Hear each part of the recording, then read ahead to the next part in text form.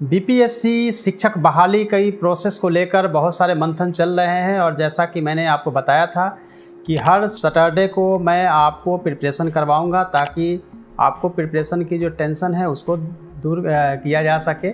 और साथ ही ये पहले मैं बताना चाहता हूँ कि सिलेबस को पहले इस तरह से समझना है कि पहले की वीडियो में आपने देखा होगा कि एक तो हाफ पोर्शन जो है वो जीएस का होगा और हाफ पोर्शन जो है वो टीचिंग एप्टीट्यूड का होगा।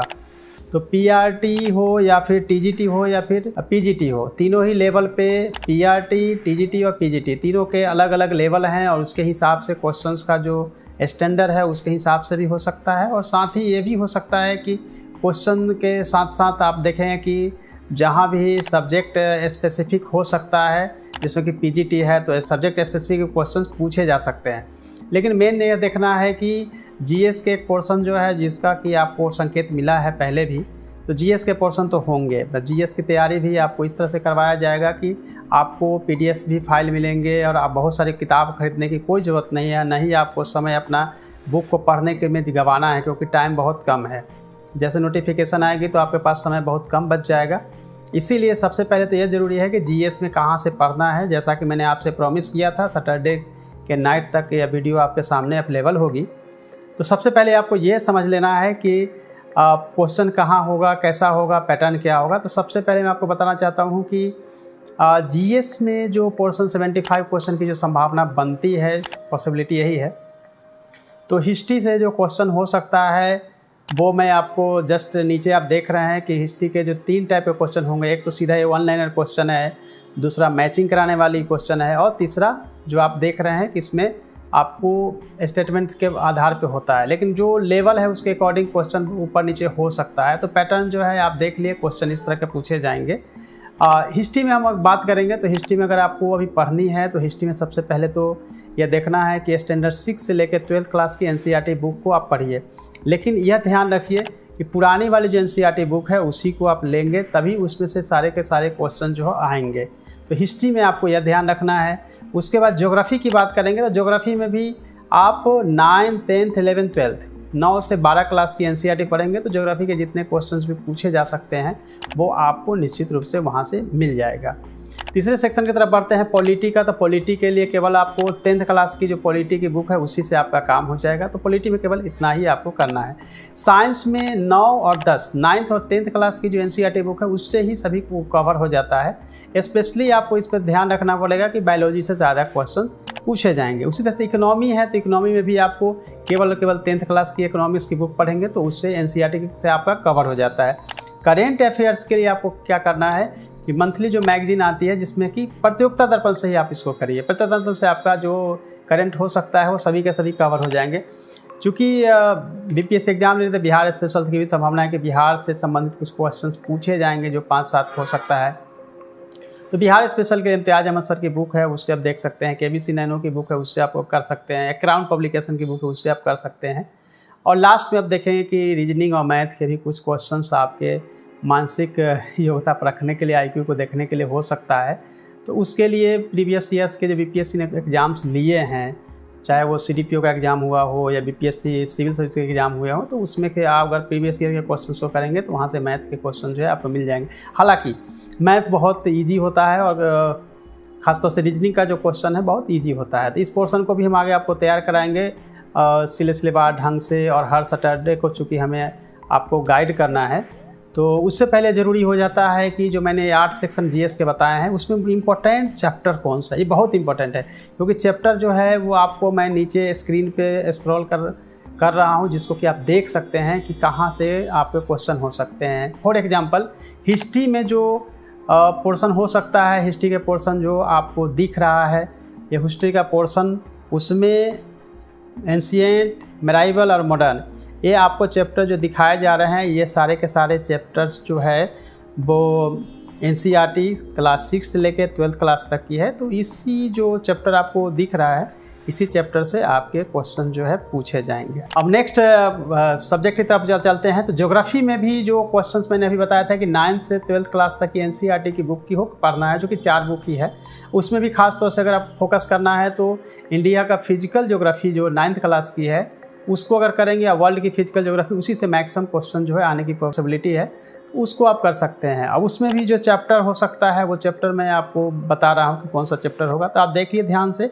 ये चैप्टर आप जैसा कि आप देख रहे हैं कि एनसीईआरटी के जो चैप्टर हैं उसी को आपको बताया जा रहा है। इस चैप्टर को गौर से देखिए, स्क्रीनशॉट भी ले लीजिए, ये इम्पोर्टेंट चैप्टर हैं। अब तीसरी बात करते हैं हम पॉलिटी की। तो पॉलिटी में भी जो चैप्टर है, मैंने जैसा कि आपको बताया था कि 10th क्लास की एनसीईआरटी काफ़ी होती है और इसमें ज़्यादा तैयारी करने की ज़रूरत नहीं है, आप सभी अवेयर होंगे कॉन्स्टिट्यूशन से। तो उसको भी देखने के लिए आप पॉलिटी के जो इम्पोर्टेंट चैप्टर्स हैं आप इसको देखिए। आपको दिख रहा है ये चैप्टर महत्वपूर्ण है, ज़रूरी हो तो आप नोट डाउन कर लीजिए, उसको स्क्रीनशॉट ले लीजिए, और ये जो इम्पोर्टेंट पॉलिटी के चैप्टर हैं उससे आप इसकी तैयारी करते रहिए। अब चौथे हम साइंस की तरफ बढ़ते हैं। साइंस में भी जैसा कि मैंने बताया था 9th और 10th क्लास की एनसीईआरटी से आपका काम हो जाएगा, लेकिन उस पर खास तौर से फोकस करना है बायोलॉजी में। बायोलॉजी में भी खास तौर से फोकस करना है, जो ह्यूमन बॉडी से जुड़े हुए डिजीज है या जो भी अंग है उसके बारे में आपको पूरी जानकारी जो है यहाँ से लेनी पड़ेगी। खास तौर से कौन कौन सा चैप्टर हो सकता है उसको आप देखिए। चैप्टर जो साइंस के लिए हो सकते हैं, जो 9th और 10th क्लास के एनसीईआरटी के चैप्टर हैं, वो उसमें भी जो इम्पोर्टेंट चैप्टर हैं वो आप स्क्रीन पर देख रहे हैं, उसको आप नोट डाउन कर लीजिए और उसके हिसाब से आप अपनी प्रिपरेशन करिए। नेक्स्ट हम चलते हैं इकोनॉमिक्स की तरफ। इकोनॉमिक्स में पहले ही बताया था 10th क्लास के एनसीईआरटी को देखना है। इकोनॉमिक्स में बहुत पढ़ने की जरूरत नहीं है। आरबीआई आपको पढ़ना पड़ेगा। आरबीआई अगर पढ़ते हैं तो पूरी मॉनेटरी पॉलिसी अगर पढ़ लेते हैं, और साथ में आपको जीडीपी, जीएनपी, एनएनपी, यानी कि ये 2 ही चीज़ आपको पढ़ेंगे तो आपको पूरी की पूरी इकोनॉमी की तैयारी हो जाती है, पूरे कॉन्सेप्ट आपको क्लियर हो जाता है। फिर भी मैं आपको कुछ इंपॉर्टेंट चैप्टर जो एनसीईआरटी के हो सकते हैं आपको मैं बता रहा हूँ, उस चैप्टर को आप नोट डाउन कर लीजिए। और ये आप जैसा देख रहे हैं जो इंपॉर्टेंट चैप्टर है वो अब मैंने आपके सामने रखा है, उसमें से आप नोट डाउन कर लीजिए। इस इंपॉर्टेंट चैप्टर को करना ईजी रहेगा और कुछ महत्वपूर्ण चैप्टर आपको दिखाया गया। बात करेंगे करंट अफेयर्स की। तो करंट अफेयर्स में पहले कहा था कि हर मंथ को आपको करना है। एक बार हम कंपाइल करके पीडीएफ फॉर्म में आपको उपलब्ध भी करा देंगे सारे मटेरियल्स। आपको टेलीग्राम पे पहुंच भी जाएगा। टेलीग्राम में कहीं दिक्कत आ रही है कई जगह पे कि आप ज्वाइन नहीं कर पा रहे हैं, तो आप लिंक भी आपको आज अपने वीडियो के साथ डिस्क्रिप्शन बॉक्स में दे रहा हूं, उस लिंक पे आप फॉलो कर लीजिएगा। तो नेक्स्ट वीक सैटरडे से आपके पास मटेरियल भी पीडीएफ के फॉर्म में आपको हम अवेलेबल कराएंगे, जहाँ से आप इसकी तैयारी कर सकते हैं। बिहार स्पेशल के लिए भी आपको अभी कुछ नहीं करना है। बिहार स्पेशल के लिए भी जो एमसीक्यू हो सकते हैं, जो मटेरियल होंगे वो भी हम आपको प्रोवाइड कराएंगे। मैथ के और रीजनिंग के लिए भी प्रोवाइड कराएंगे। यानी पूरा का पूरा जो 8 सेक्शन हो सकता है, टोटल 8 सेक्शन जहाँ से क्वेश्चन पूछे जा सकते हैं, उसकी जीएस की पूरी तैयारी जो है हम आपको करवाएंगे। और नेक्स्ट सैटरडे में हिस्ट्री से स्टार्ट करेंगे। हिस्ट्री में बताएंगे कैसे कैसे आपको प्रिपरेशन करनी है। उसकी पीडीएफ की जो है वो पूरे मटेरियल की पीडीएफ आपको टेलीग्राम पे अवेलेबल होगा। यानी कि आपको बुक अगर लेनी है, जो मैंने सजेस्ट किया आपको एनसीईआरटी के बुक्स और दूसरे बुक्स लेनी है तो ले सकते हैं, नहीं भी लेते हैं तो मैं आपको पीडीएफ के फॉर्म में आपको मटेरियल देता जाऊंगा। हर सैटरडे आप अपनी तैयारी करेंगे, लेकिन किसी भी हालत में अपनी तैयारी को कमज़ोर नहीं करना है, क्योंकि आप सब जानते हैं कि पीआरटी, टीजीटी और पीजीटी तीनों जो अलग अलग स्टेज है, तीनों ही क्लास के लिए, जो कि पीआरटी के लिए प्राइमरी है और फिर माध्यमिक के लिए टीजीटी है और पीजीटी जो है सो 10+2 के लिए है। तो 10+2 में आपको ये देखना पड़ेगा कि वहाँ पर सब्जेक्ट स्पेसिफिक है तो वहाँ भी उसकी तैयारी होगी, तो उसके लिए हम बाद में आपको बताएंगे। या फिर टीजीटी के लिए भी अगर साइंस और सोशल साइंस हो जाता है, एसएसटी हो जाता है, तो उसकी भी अलग से हम आपको बताएंगे कि कैसे आपको तैयारी करनी है। नेक्स्ट जो सैटरडे आएगी उसमें मैं आपको टीचिंग एप्टीट्यूड में कहाँ से पढ़ना है, कितना पढ़ना है, कौन सा चैप्टर हो सकता है, डिटेल्स डिस्कशन जो है आपके साथ करेंगे, तो आप उसकी तैयारी कर पाएंगे। अभी आपके पास जो 1 वीक का समय बचा हुआ है उसमें केवल जो मैंने बताया है उसको आप रीड करना शुरू करिए, क्योंकि नेक्स्ट वीक से आपके सामने हम पढ़ाना और उसके मटेरियल भी उपलब्ध कराना शुरू कर देंगे, ताकि आपकी जो तैयारी है वो प्रॉपर होती रहे दोनों ही लेवल पे। जो नियोजित शिक्षक पहले से हो चुके हैं उनके लिए भी कि वो रेगुलर वेतनमान मिले और रेगुलर उनको सारे लाभ मिले, उसके लिए भी, और जो नए हैं जिनको कि पीआरटी, टीजीटी, पीजीटी में उनको एग्ज़ाम देना है बीपीएससी द्वारा जो आयोजित की जाएगी, तो उनकी भी तैयारी। तो दोनों को साथ ही लेकर चलेंगे। दोनों की अलग अलग तैयारी नहीं होती है, लेकिन जैसे ही नोटिफिकेशन आ जाएगा, डिटेल्स सिलेबस आ जाएगी, क्या पैटर्न वगैरह होगा, तो उसके अकॉर्डिंग फिर उसको हम चेंज कर सकते हैं। चलिए, तो आप तो अपनी तैयारी करते रहिएगा। जो भी आपको दिक्कतें आ रही है, कोई परेशानी आ रही है या कोई उलझन हो रही है, तो आप उस क्वेरी को आप डिस्क्रिप्शन में ज़रूर दीजिएगा। उसके अकॉर्डिंग हम आपको आगे गाइड करते रहेंगे। चूँकि अभी नोटिफिकेशन नहीं आई है, इसलिए हम सैटरडे करा रहे हैं आपको।